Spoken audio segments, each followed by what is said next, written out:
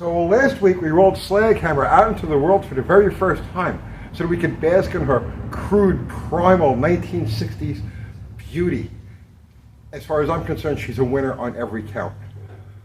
But while she rolled under her own power, it's still a long way to go before she's a functional car. And we have a very short amount of time to do this. The car is supposed to go out for the Power Tour, which is beginning in the middle of June. So between now and then, we've got to build the motor, build the trans, build the rear end, plumb it, wire it, finish a bunch of work on the interior. There's some work that needs to be done on the rear suspension. It's still a huge mountain of work. It's going to be a flog to get this thing together and running and basically sorted before it hits the road. But we want to send Al down the road in style. So we're building this 383. And in the nature, okay, so like I'm a Mopar guy, I'm a hoarder, right? So, and a budget guy.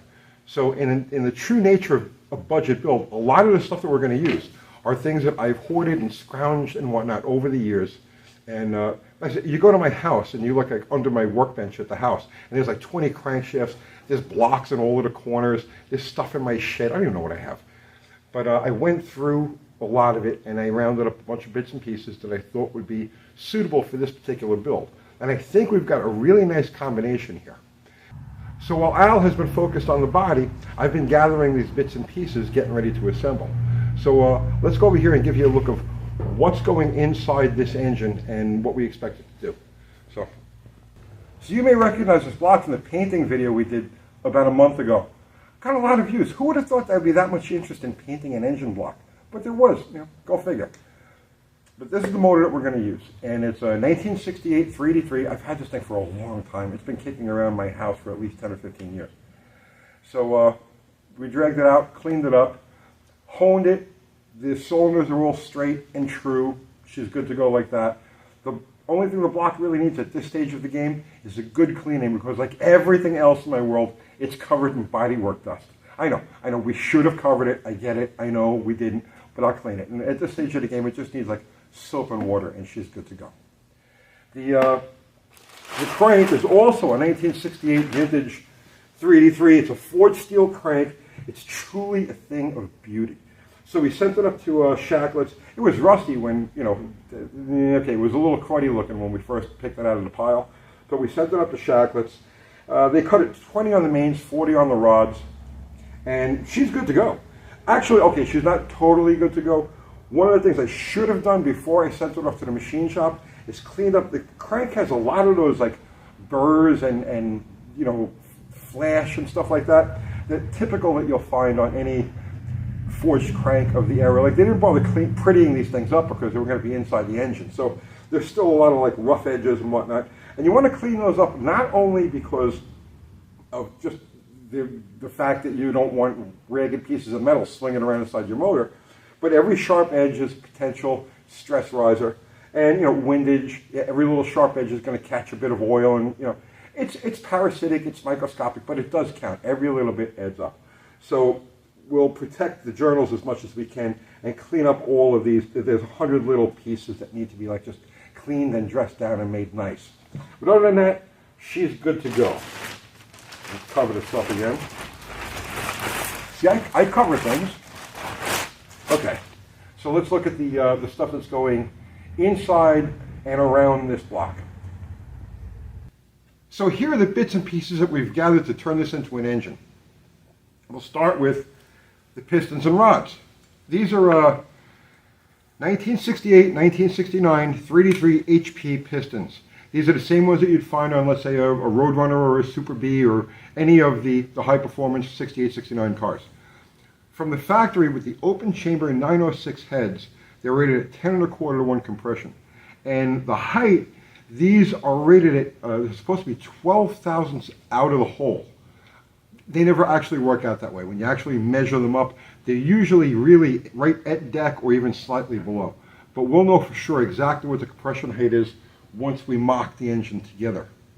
We'll get to that step early next week. So we've got a full set of these, and they're good to go. Now we're using them with the closed chamber heads because we're trying to build a quench motor here. And I haven't calculated the actual compression ratio yet, and I don't know the thickness of the head gasket that we need yet. but it's a cheap way to, you know, a quench motor. Compression, I'm going to say probably around 11.5 to 1. Just on the very edge of being pump gas friendly. So that's that. Now we almost didn't use those because when I was going through the set, I found this one, and this piston had a broken ring, and the ring fluttered up and down enough that it opened up the groove, so this piston is not usable.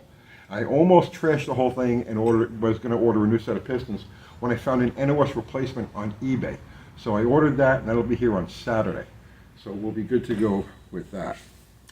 So the heads, okay, I'm such a scrounger. I got, this is a timing set that was used really just for a break-in. It was for a single bolt, and we ended up changing the cam to a triple bolt, so this thing's got like maybe 2 hours of running time on it. I'm a scrounger, I'm a hoarder, I save all of this stuff. That's how I'm able to do all of these things. So, the heads, these are 1967 5/16s. They're really nice heads. They're pretty much, they've got the same port layout and everything as the 906s, but they are closed chamber, and they've got a smaller 160 exhaust valve. I think on this bore engine, on a 4 1/4 bore motor, I believe that the 1.6 is going to be just fine. When you go to a larger bore, when you go to the 440 size, or you go to the 400 size, which is even bigger than the 440, then valve size, I believe, becomes an issue. But for this setup, I think we're going to be just fine. And I bought new valves for this, so we'll just lap those in, and it'll be good to go. The seats are like perfect. As far as cleanup work goes, I'm just going to take the sharp edges off the combustion chambers, clean up the valve stem, you know, on the bottom there, in the bowl, clean up the bowl, raise the exhaust just a hair, and that's it. I'm not going to go crazy with these things. I think they'll make adequate power and do exactly what we want them to do, pretty much as is. Nothing crazy.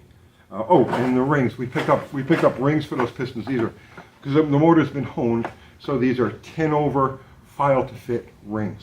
Hard finding these things these days. Luckily, we had a shop in Nashville actually had them sitting on the shelf, but they can't be ordered anywhere. If you come across a set of 10-over rings, you know, for a 3D3, let me know, because I want to put a set on the shelf. All right. What else do we have here? Okay, so here's our main bearings, our rod bearings. Okay, I'll talk about the distributor in a minute. So the cam. So this, I've had this cam laying around for several years now. This, it's a Crane 302H, or H302. It's a 528 lift. The 302 is the advertised, and it's on a 110. So I had this in an engine, and I loved the cam. I loved its characteristics. You couldn't ask for it was really nice, but it didn't suit the car and the purpose that it was in. So I pulled the cam after just a short time, and I put it on the shelf, and I says, I'm going to use this on something. I'm going to find the perfect project for this, and here it is, Slaghammer. This cam's got Slaghammer written all over it. So this is the one that we're going to use, and naturally, with our distrust of modern parts, we saved the lifters that came off this cam. So these are, we know that these are good lifters. The cam's already been broken in, and I saved them, and they're in order. So there won't be any break-in necessary on this. Just crank it and go. And then I have a new set of matching springs for this. So our assembly is all pretty much accounted for here. We're going to try to get away with the stock rockers and push rods, perhaps shim the rockers, you know, to get that zero lash deal, but I'm not even concerned with that right now. I may spring for a set of cheap rollers, I don't know, but I've got a set of stock rockers over there, and I need a shaft. I got to go back to the house and dig a shaft out of the box, because on inspection, one of the shafts had a crack next to a bolt hole, so we can't use that. But I've got all the rockers, the spacers, the bolts, everything that needs to go for that. Al found these things on Facebook Marketplace. Brandy new set of chrome Moroso valve covers, right? It's just the perfect bling for that thing. Did I really period? You know, but that's okay. The car isn't really period either. You know, it's the idea of the period. So, but these are beautiful. And picked them up brand new off of Facebook Marketplace. The guy had them $60. How do you beat that? How do you not buy that? All right.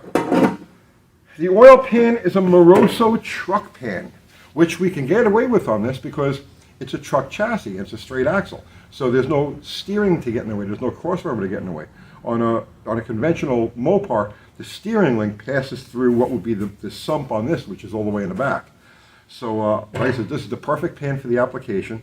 It's baffled. The sump is baffled. I'm not sure about using a windage tray on this. It's like where the windage tray would be is kind of like where the pan itself is. So I got to do a little look. I got to research on that. I've never used one of these pans before, and I need to see if it should be used as a windage tray or if it's good to use without. But like I said, the sump is baffled around, so I'm not worried about oil splashing up into the assembly. It's a nice pan. It's perfect for the purpose. And that's that. We've got a Mallory dual point. It's like practically new old stock. I've got a bunch of these on the shelf. So I put a new set of points in it. We'll set this for for probably 15 degrees, 20 degrees advance. So if we let's say at 20 degrees, we drop it in at 34, then it'll start at 14, so there won't be any kickback, and we'll have that advance come in immediately. So this way, this thing jumps when you hit the gas. And it's going to need it because it's not a light car. Moving down the road, okay, so here's the pickups, the longest big block Mopar pickup I've ever seen, but that's the pickup for this oil pan. Okay, now topping this thing, the jewel is this YN tunnel ramp. So I picked this up at a swap meet last summer for $250. And at the time, I really didn't have a purpose for it. But, well, here it is now, and it's going on Slaghammer. It's the ultimate intake. And also, we're going to use a grump lump scoop. Just making rough measurements, the carburetors come pretty much exactly, the base of the carburetors come pretty much exactly to the hood line on that car. So we're going to cover this thing with a grump lump and a pair of velocity stacks. And the carburetors, I have no idea where these things came from. I have this strange thing in my life where carburetors just mysteriously appear and then they disappear, and I really don't know where they come from. Or it's just a thing. There's always carburetors floating around. So it's a pair of 600 vacuum secondary Hollies that I pulled off the shelf. I have no idea what their history is or anything like that, or what their internal condition is, so we're going to be going through the carburetors. And what we're going to do is I'm going to duplicate Andy Wood's setup that he had on Casper. So he had like a 400-inch motor with similar tunnel ram and a pair of these carburetors, and he was knocking down 16 miles to the gallon on the highway. And this is with like a 4-something gear in a 4,000-pound truck. So we're going to follow his blueprinting for those carburetors on these, and hopefully we can duplicate what he got. The guy's just brilliant, just absolutely brilliant. Anybody who just buddies around with David Vizard all day, it's like, right? You gotta respect him. But I'm still gonna beat him at the no-name nationals, the AHR no-name nationals. So you don't want to miss that. I think that's it. I've got this is a high volume, high pressure Hemi oil pump. We're going to use this thing. I've already gone through it. Everything inside of it is nice and beautiful, and it all measures out the way it's supposed to. And I think that's it. I think that's all of the bits and pieces that we've got. Yeah, that's it. So the next step with all of this is over the next couple of days, we're going to mock this thing together, get the crank in it, get the pistons and rods in it, gap the rings, you check everything, just make sure everything is the way it's supposed to be. And we do have to see what the compression height is on this so we know what size head gaskets we're going to run. I'm going to try to get it as tight as possible. The wisdom among the old like stock and super stock guys was that if the pistons aren't hitting the head, you're leaving power on the table. So we're going to come as close to that as possible. And see what happens. You know, I think it's going to be a good, flexible motor. It's going to be on the edge of like happy streetable, but it will definitely do the highway job that Al's got to do, because he's going to start in Memphis and they end up in Atlanta with like 5 or 6 stops along the way. So there's not going to be a bunch of stop and go traffic and stuff like that. It's going to be mostly highway. So, and we'll set it up. We'll drop a set of 323s in it for that event. And then when we revamp things for the no-name nationals, we'll go with some real gears and you know, try to make some numbers. But this is the setup that we're going to send out into the world on Power Tour. And I guess that's about it. Like I says, mock-up of everything. We'll probably get that done this weekend, or at least get a good part of it done this weekend. And then hopefully we'll have this thing assembled and ready to fire, I'm going to say within like 2 weeks. And then we can move on to the transmission. We're going to do a 727 Torx for it. I still have to figure what converter is going to go into this thing. And then all of the other work that's done on the car. Like I said, we've covered a lot of ground on this thing, and she's a roller, but she's a long way from being a functional car. And we got a short time to get it done, so this is going to be flog time. So that's it, guys. I'll see you tomorrow.